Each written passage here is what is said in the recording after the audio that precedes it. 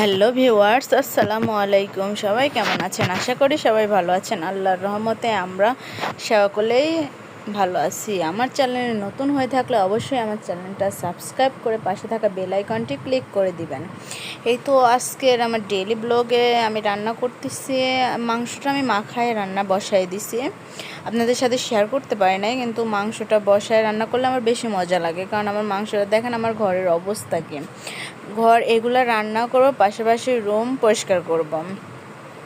আমার বাবুটা খুবই দুষ্টু, খেলনা মেলনা সব জায়গায় ছিটাই থাকে, জায়গায় যায় কাপড় চোপড়, যেমনি বৃষ্টি বাদলে মানে রুমটাই তো মাংসটা আমি একটু লাড়ে দিচ্ছি। পাতিলটা মানে এক হাত দিয়ে লাড়ে দিতে গেলে মানে পড়ে যাচ্ছে, মানে একটু বেঁকা হয়ে যাচ্ছে, তো এই জন্য ঠিক করে দিতে হচ্ছে।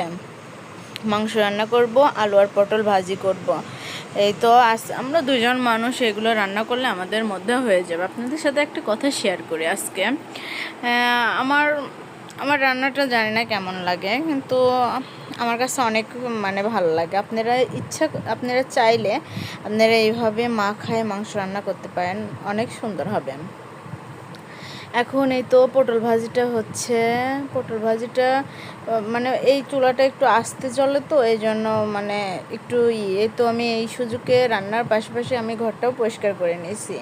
ঘর পরিষ্কার করে আপনি এখন শুধু ঘরটা ঝাঁটি, রান্নাটা শেষ হলে ঘর ঝেঁটে মুছে গোসলে ঢুকবো।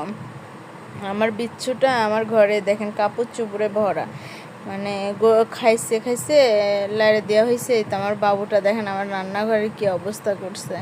ওকে আমি এভাবে খেলতে দিয়ে রান্না করি, তাছাড়া আমাকে রান্না করতে দেয় না, খুবই ডিস্টার্ব করে। তো ভাত ধুয়ে দিছি, ভাত মানে অল্প দুজন মানুষের ভাত, তো রাইস করে ধুয়ে দিলাম। কারণ আমাদের এখানকার রাস্তাটা খুবই মানে নোংরা, পানি উঠে যায়, আমাদের খুবই সমস্যা হয়। এই জন্য আমি রাইস কুকারে ভাত ধুয়ে দিছি।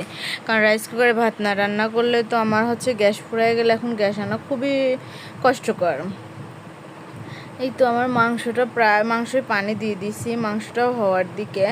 আর পটল ভাজিটা একটু সময় নিচ্ছে, কারণ এই চুলাটা আমার একটু ডিস্টার্ব, তো এই জন্য মানে অনেক সময় নিয়ে। এই তো মাংস রান্নাও শেষ। বাবুর দুধ মানে জাল দিয়ে বাবুকে দুধ খাইয়ে দিছে। এই তো আমার ভাত রান্নাও